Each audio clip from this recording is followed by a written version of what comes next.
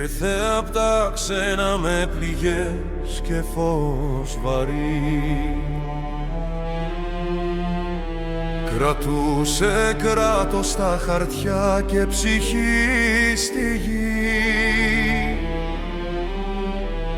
Χωρίς παλάτια, χωρίς θρόνο χρήσο, μόνο ευθύνη για ένα λαό κουρασμένο κι ορφανό. Σχολεία να χτιστούν, νόμος να σταθεί, να γίνει ελπίδα ψωμί για κάθε παιδί. Με λόγο λιτό και βλέμμα σταθερό έμαθε στην Ελλάδα να στέκεται ξανά ορθιος λαός.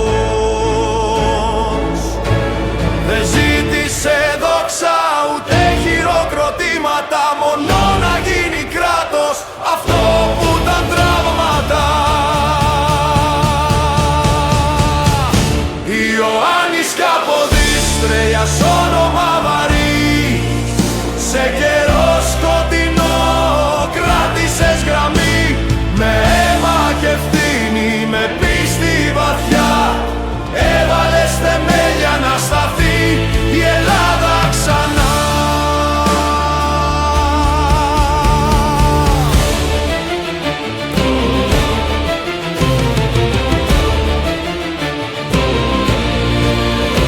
Σε πολέμησαν όσοι φοβήθηκαν τάξη, όσοι μάθανε χρόνια να ζουν χωρίς πράξη. Μα εσύ προχώρησες κι ας ήξερες στο τέλος, γιατί η πατρίδα μπαίνει πάντα πάνω απ' το μέλλον. Στον δρόμο της σκόνης, της μοίρας τη στροφή, έπεσες όρθιος χωρίς να προδώσεις στιγμή.